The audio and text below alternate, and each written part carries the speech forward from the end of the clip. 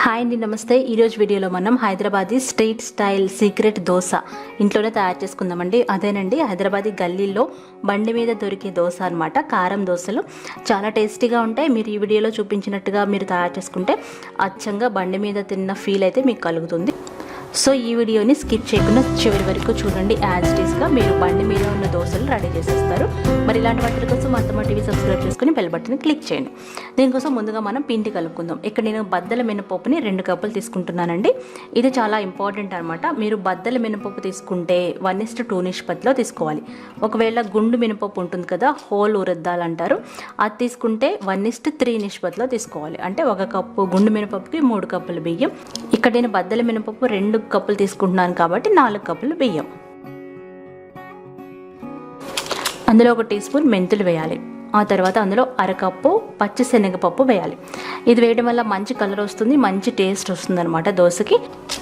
ఇప్పుడు బియ్యం చాలా ఇంపార్టెంట్ అండి. ఇక్కడ నేను 2 కప్పుల బద్దల మినపప్పు తీసుకున్నాను కాబట్టి 4 కప్పుల బియ్యం వేసుకుంటున్నాను. బియ్యం సోనా మసూరి కానీ, రేషన్ బియ్యం కానీ, దోసల బియ్యం కానీ, కంట్రోల్ రైస్ అంటారు అవి కానీ ఏవైనా తీసుకోవచ్చు, బాస్మతి బియ్యం తప్ప. ఏవైనా తీసుకొని మీరు 4 కప్పులు మెజర్ చేసుకొని వేసుకోవాలి. ఇప్పుడు అందులో నీళ్లు పోసి బాగా కడిగి నిండుగా నీళ్లు పోసి 5-6 గంటలు నానబెట్టుకోవాలి. పొద్దున్న నానబెడితే సాయంత్రం మనం గ్రైండ్ చేసుకోవచ్చు అనమాట. చూసారు కదా, ఇలా బాగా నానిన ఈ మిశ్రమాన్ని మిక్సీ జార్లో వేసుకొని గ్రైండ్ చేసుకోవాలి. ఒకవేళ మీ దగ్గర గ్రైండర్ ఉంటే గ్రైండర్లో చేసుకోండి, దోశలు ఇంకా బాగా వస్తాయి. ఇలా కొంచెం గ్రైండ్ చేసిన తర్వాత కొంచెం నీళ్లు పోసుకొని మెత్తని పిండిని రుబ్బుకోవాలి. చూసారు కదా, ఇలా పోరింగ్ కన్సిస్టెన్సీ రావాలన్నమాట. దీన్ని ఒక గిన్నెలోకి తీసుకొని అందులో 1 టీ స్పూన్ ఉప్పు వేసుకోవాలి. ఉప్పు ముందుగా వేస్తే తొందరగా ఫర్మెంటేషన్ అవుతుందండి, లేదంటే నెక్స్ట్ డే కూడా మీరు ఉప్పు వేసుకోవచ్చు. ఇలా బాగా కలిపేసి రాత్రంతా ఫర్మెంటేషన్ చేసుకోవాలి. నెక్స్ట్ డే మూత ఓపెన్ చేసి చూసినట్లయితే చక్కగా ఫర్మెంట్ అయి ఉంటుంది. చూడండి, ఇలా బబుల్స్ లాగా వస్తాయన్నమాట పిండిలో. అలా వచ్చేంత వరకు వెయిట్ చేయాలి. వేసవికాలంలో అయితే తొందరగా ఫర్మెంట్ అయిపోతుంది, చలికాలంలో అయితే ఎక్కువ టైం పడుతుంది. ఇప్పుడు బాగా కలిపేసి పక్కన పెట్టుకోవాలి. చూస్తారు కదా, ఈ విధంగా పోరింగ్ కన్సిస్టెన్సీ రావాలి. అవసరమైతే కొంచెం నీళ్ళు కలుపుకోవచ్చు. అందులో మంచి కలర్ రావడం కోసం చిటికెడు పంచదార వేసి బాగా కలిపేసి పక్కన పెట్టుకోవాలి. ఇప్పుడు సీక్రెట్ కారం పొడి తయారు చేసుకుందాం. దీనికోసం ఒక చిన్న కప్పుడు పచ్చిశనగపప్పుని ఒక బాండీలో వేసుకోవాలి. అందులో 1/4 కప్పు ధనియాలు,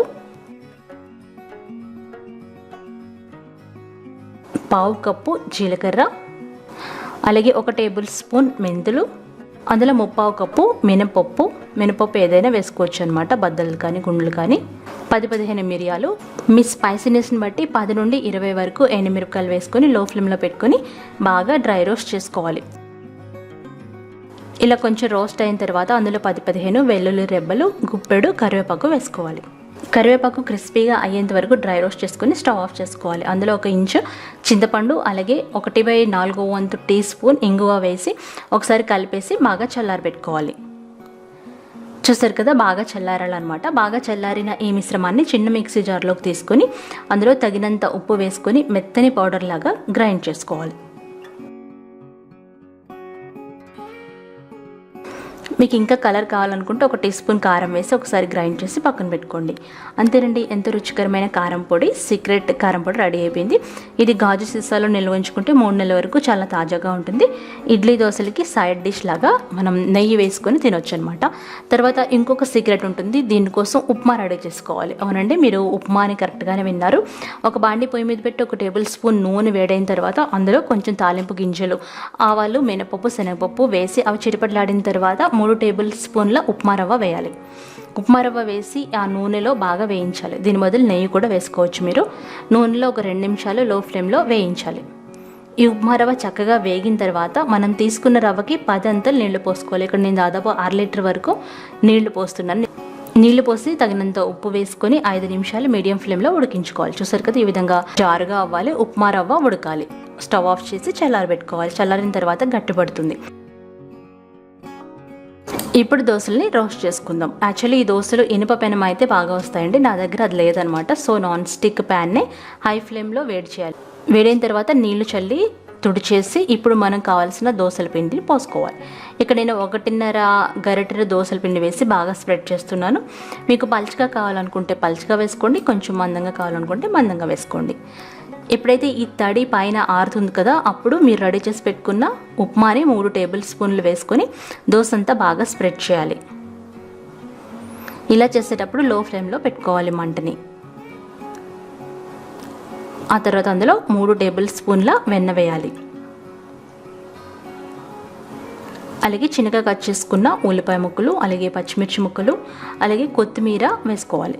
మీ రుచిని బట్టి ఇవన్నీ ఎక్కువ తక్కువ వేసుకోవచ్చు. ఇప్పుడు అందులో ఒక టమాటాని మజ్జిగ కట్ చేసుకొని టమాటా రసాన్ని పిండుకోవాలి. రసం పిండి తర్వాత వాటిని చిన్న ముక్కలుగా కట్ చేసి దాన్ని కూడా వేసుకోవచ్చు. ఇప్పుడు మనం తయారు చేసి పెట్టుకున్న కారం పొడిని మీకు ఎంత కావాలో అంత వేసుకోవచ్చు. ఇక్కడ నేను 3-4 టేబుల్ స్పూన్లు వేస్తున్నాను, బాగా స్పైసీగా కావాలన్నమాట మాకు. ఇవన్నీ వేసిన తర్వాత మీడియం ఫ్లేమ్లో పెట్టేసుకొని ఈ మసాలా పొడిని బాగా స్ప్రెడ్ చేసి రోస్ట్ చేసుకోవాలి. ఎప్పుడైతే మనకి బ్రౌన్ కలర్లోకి వచ్చింది అనిపిస్తుందో అప్పుడు సర్వ్ చేసుకోవాలి. అంతేనండి. ఇందులో వెన్న ఎంత వేస్తే అంత బాగుంటుందన్నమాట. మీ ఇష్టాన్ని బట్టి ఎక్కువ తక్కువ వేసుకోండి. చూస్తారు కదా, మంచి బ్రౌన్ కలర్లోకి వచ్చిన తర్వాత సర్వ్ చేసుకోండి. మీ దగ్గర ఇనుప పెనం ఉంటే ఇనుప పెనం మీద దోశలు వేసుకోండి, అప్పుడు ఇంకా చాలా బాగా వస్తాయి అన్నమాట. చాలా మంచి కలర్ఫుల్గా చాలా బాగా వస్తాయి. సో ఫ్రెండ్స్, ఈ రెసిపీని మీరు తప్పకుండా ట్రై చేసి నాకు ఫీడ్బ్యాక్ పంపించండి. ఇందులో పిండి కలుపుకునేటప్పుడు మనం జాగ్రత్తగా కొలతలు గుర్తుపెట్టుకోవాలి. అదొకటేనండి. గుండ్ల మినపప్పు తీసుకుంటే 1 కప్పు గుండు మినపప్పుకి 3 కప్పుల బియ్యం వేసుకోవాలి. అదే బద్దల మినపప్పు తీసుకుంటే 1 కప్పు మినపప్పుకి 2 కప్పుల బియ్యం వేసుకోవాలి. అంటే 1:2, 1:3 అనమాట. ఇలా ట్రై చేసి చూడండి. ఖచ్చితంగా టేస్ట్ వచ్చిందో రాలేదో కామెంట్ చేసి చెప్పండి. ఈ వీడియో మీకు నచ్చినట్లయితే లైక్ చేయండి, షేర్ చేయండి, కామెంట్ చేయండి. నా ఛానల్ని సబ్స్క్రైబ్ చేసుకోండి.